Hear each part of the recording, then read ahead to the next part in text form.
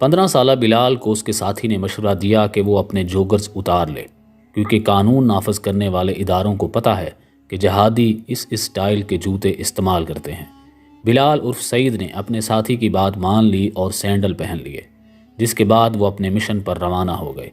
تاہم بعد میں ہونے والی تفتیش کے دوران بلال کے جسم کے اعضاء کا ان جوگر سے ملنے والے نمونوں کا موازنہ کیا گیا تو ثابت ہوا کہ بے نظیر بھٹو پر خودکش حملہ کرنے والا 15 سالہ بلال ہی تھا۔ پاکستانی پیپلز پارٹی کی چیئرپرسن اور سابق وزیر اعظم بے نظیر بھٹو خود ساختہ جلاوطنی کے بعد 18 اپریل 2007 کو وطن واپس لوٹی تھی۔ اس موقع پر ان کے استقبالیہ جلوس پر کراچی میں حملہ کیا گیا تھا اور اس کے بعد 27 دسمبر کو راولپنڈی میں لیاقت باغ میں جلسے کے بعد ان پر حملہ ہوا، جس میں بے نظیر سمیت 24 افراد ہلاک ہو گئے اور سینکڑوں زخمی ہو گئے۔ ان کی ہلاکت کی تحقیقات JIT، اسکاٹ لینڈ یارڈ اور اقوام متحدہ کے کمیشن نے کی تھی۔ لیاقت باغ میں جلسہ ختم ہو چکا تھا۔ بے نظیر بھٹو جلسہ گاہ سے نکلنے کے لیے بلٹ پروف لینڈ کروزر میں سوار ہوئیں، جو دبئی میں خصوصی طور پر تیار کی گئی تھی۔ اسی دوران لوگوں نے جیے بھٹو کے نعرے بلند کرنا شروع کر دیے۔ کارکنوں کی محبت اور نعروں کا جواب دینے کے لیے بے نظیر کی گاڑی کی چھت کا ہنگامی راستہ کھولا گیا، جہاں سے سر نکال کر انہوں نے نعروں کا جواب دینا شروع کیا۔ اسکاٹ لینڈ یارڈ نے واقعے کے دن کے متعدد ویڈیوز کا مشاہدہ کیا اور ان کی رپورٹ کے مطابق اسی دوران پاکستان پیپلز پارٹی کا ایک رکن گاڑی پر چڑھ گیا اور بے نظیر بھٹو کو چھونے کی کوشش کی، جس کو محافظوں نے زبردستی اتارا۔ اس مختصر سی ہلچل کے فوراً بعد سیاہ بالوں والا ایک شخص، جس نے دھوپ میں لگانے والا چشمہ لگا رکھا تھا، گاڑی کی طرف بڑھنے لگا اور بے نظیر کے لینڈ کروزر کے قریب آ گیا۔ چند ہی لمحوں میں اس نے دوبارہ اپنی جگہ تبدیل کی اور مجمع میں اس طرف چلا گیا جہاں نسبتاً کم افراد موجود تھے۔ لینڈ کروزر کے اگلے اور پچھلے دروازے کے وسط میں پہنچ کر اس نے سیاہ رنگ کی گن نکالی اور دائیں ہاتھ میں تھام لی۔ تقریباً 2 سے 3 فٹ کے فاصلے پر اس نے گن بلند کی اور بے نظیر کا نشانہ لے کر لگاتار 3 فائر کیے۔ ہر گولی کے بعد حملہ آور نے گن کا نشانہ تھوڑا تبدیل کیا۔ تیسری گولی فائر کیے جانے سے قبل تک بے نظیر گاڑی کے اوپر نظر آ رہی تھیں۔ گولیاں داغنے کے بعد حملہ آور نے نیچے زمین کی جانب دیکھا اور اپنے بازو پر بٹن دبا دیا۔ اس وقت نارنجی شعلے کے ساتھ دھماکہ ہوا اور سیاہ دھواں پھیل گیا۔ بے نظیر بھٹو کے قتل کی تحقیقات کے لیے بنائی گئی جوائنٹ انٹیروگیشن ٹیم کی رپورٹ کے مطابق خودکش حملہ آور کا سر دھماکے کی جگہ سے 25 فٹ کے فاصلے پر ملا، جو پارک میں داخلی راستے کے قریب فٹ پاتھ کے قریب پڑا ہوا تھا، جبکہ ایک مہندی لگا ہاتھ اس کے سر کے قریب سے ملا اور دوسرا مہندی لگا بایاں ہاتھ ایک قریبی گھر کے سامنے سے ملا۔ پولیس کے ایک حاضر سروس سینئر افسر کے مطابق یہ روایت خیبر پختونخوا میں دیکھی گئی ہے۔ ان حملہ آور کا خیال ہوتا ہے کہ چونکہ حوروں سے ملنے جا رہے ہیں، اس لیے صاف ستھرے ہو کر اور دلہا بن کر جائیں۔ پاکستان میں شدت پسندی اور اس کے رجحانات پر تحقیقات کرنے والے محقق عامر رانا کا کہنا ہے کہ ایران میں شش تحریک کے بانی حسن بن صباح کے جو فدائین نوجوان تھے، ان میں بھی یہ روایت پائی جاتی تھی۔ اسکاٹ لینڈ یارڈ کی رپورٹ کے مطابق دھماکے کے مرکز کے قریب سے 2 ٹانگیں بھی ملی، جن کے پاؤں میں براؤن رنگ کے سروس سینڈل اور اسی رنگ کی جرابیں موجود تھیں۔ بے نظیر بھٹو کے قتل کی تحقیقاتی رپورٹس اور ملزمان کے بیانات سے معلوم ہوتا ہے کہ بے نظیر پر حملے کی کئی شہروں میں منصوبہ بندی کی گئی تھی۔ لیاقت باغ میں حملے سے 13 روز قبل یعنی 12 دسمبر کو نوشہرہ کے علاقے پبی میں حملے کی ریہرسل کی گئی۔ اس کیس میں گرفتار ایک ملزم رشید احمد عرف رحیم ترابی نے JIT کو بتایا تھا کہ ابتدا میں 26 دسمبر کو پشاور میں حملے کا منصوبہ تھا، لیکن سخت سیکیورٹی کی وجہ سے یہ ممکن نہیں ہو سکا۔ پولیس نے دھماکے اور اس کی منصوبہ بندی کے الزام میں رشید احمد سمیت 5 ملزمان کو گرفتار کیا تھا، جن میں اعتزاز شاہ عرف سیف اللہ، شیر زمان، حسنین گل اور محمد رفاقت شامل تھے۔ راولپنڈی کے لیاقت باغ میں خودکش دھماکے میں بے نظیر بھٹو کی ہلاکت کے علاوہ متعدد افراد زخمی بھی ہوئے تھے۔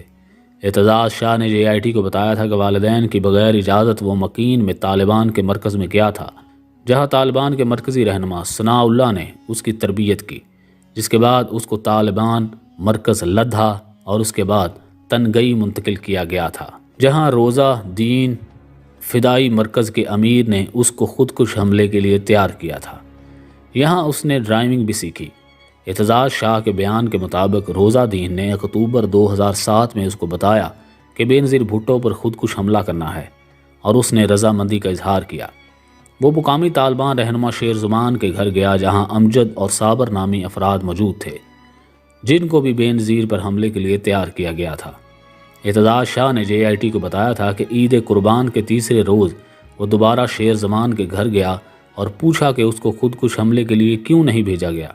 شیر زمان نے اس کو بتایا کہ بیت اللہ مسعود نے جیکٹ بنانے کے لیے بارود کی خریداری کے لیے 50,000 روپے دیے ہیں۔ جیکٹ لانے میں کچھ تاخیر ہوئی ہے اور یہ کہ جیسے ہی سامان یعنی خودکش جیکٹ ملے گا اس کو حملے کے لیے روانہ کر دیا جائے گا۔ 27 دسمبر کو رات BBC کے ذریعے اس کو معلوم ہوا کہ بےنظیر بھٹو پر حملہ کر دیا گیا ہے، جس کے بعد وہ ڈھیلا مرکز کے امیر ولی محمد کے پاس گیا اور دریافت کیا کہ اس کو کیوں نہیں بھیجا گیا، تو ولی محمد نے بتایا کہ منصوبے کے مطابق بےنظیر بھٹو کے بچ جانے کی صورت میں اس کو بھیجا جانا تھا۔ گرفتار ملزم شیر زمان نے اپنے بیان میں بتایا تھا کہ امیر نواز محسود نے انہیں بتایا کہ وہ بےنظیر کو مارنے کی منصوبہ بندی کر رہے ہیں۔ اس کو 7,000 روپے دیے گئے تاکہ وہ لاڑکانہ میں حملے کے لیے موزوں جگہ تلاش کر سکے۔ ایک اور ملزم حسنین گل نے JIT کو بتایا کہ میران شاہ میں تربیت کے دوران اس کا نادر عرف قاری اسماعیل سے تعلق بنا تھا جو اکوڑا خٹک مدرسے میں رہتا تھا۔ اس نے نومبر 2007 میں اکوڑا خٹک کا دورہ کیا جہاں قاری اسماعیل نے انہیں بتایا کہ بےنظیر کا خاتمہ کرنا ہے کیونکہ اس کو امریکہ نے مجاہدین اور طالبان کے خاتمے کے لیے پاکستان بھیجا ہے۔ بقول حسنین کے نادر عرف قاری اسماعیل، نصر اللہ عرف احمد اور حسنین گل نے انتخابی جلسے میں بےنظیر پر حملے کی منصوبہ بندی کی۔ عید الاضحیٰ سے 5-6 روز قبل نصر اللہ راولپنڈی آ گیا جس کو وہ اور اس کا کزن رفاقت ٹیکسی میں گھر لے کر آئے۔ اس کے بعد انہوں نے لیاقت باغ کی ریکی کی اور اسلام آباد میں پارلیمنٹ اور لال مسجد دیکھنے چلے گئے۔ سابق وفاقی وزیر داخلہ رحمان ملک کا کہنا ہے کہ حملہ آور راستے میں 2 مدارس میں رہے۔ اس کے بعد مدرسہ حقانیہ اکوڑا ہٹک کے روم نمبر 70 میں قیام کیا جہاں انہوں نے کپڑے تبدیل کیے۔ تحقیقاتی رپورٹس اور ملزمان کے بیان سے یہ بھی معلوم ہوتا ہے کہ حملہ آوروں کو بذریعہ بس لایا گیا جس کی تصدیق حسنین گل کے بیان سے ہوتی ہے۔ اس نے بتایا کہ 26 دسمبر کو نصر اللہ نے فون کال کی اور بتایا تھا کہ نصر اللہ عرف احمد، سعید عرف بلال اور اکرام اللہ خودکش حملے کے لیے آ رہے ہیں۔ 2-3 گھنٹوں کے بعد نصر اللہ نے اس کو راولپنڈی میں آمد کی اطلاع دی اور رفاقت کے ہمراہ انہیں لے کر رفاقت کے گھر گئے۔ دوسرے روز صبح 8-9 بجے نصر اللہ اور رفاقت لیاقت باغ کی ریکی کرنے چلے گئے۔ حسنین گل نے بتایا کہ حملہ آور سعید عرف بلال اور اکرام اللہ کو خودکش حملے کے لیے تیار کیا اور انہیں جیکٹ، پستول اور گولیاں دی۔ ببار سعید عرف بلال نے حسنین کا سیاہ چشمہ بھی پہن لیا اور ایک شال، ٹوپی اور ایک جوگرز کا جوڑا گھر چھوڑ گیا۔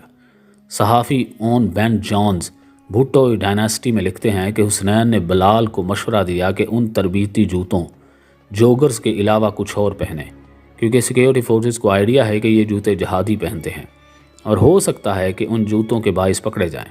اس مشورے پر اس نے سینڈل پہنے اور جوگرز وہاں اتار دیے۔ اس سے قبل دونوں حملہ آوروں نے غسل کیا۔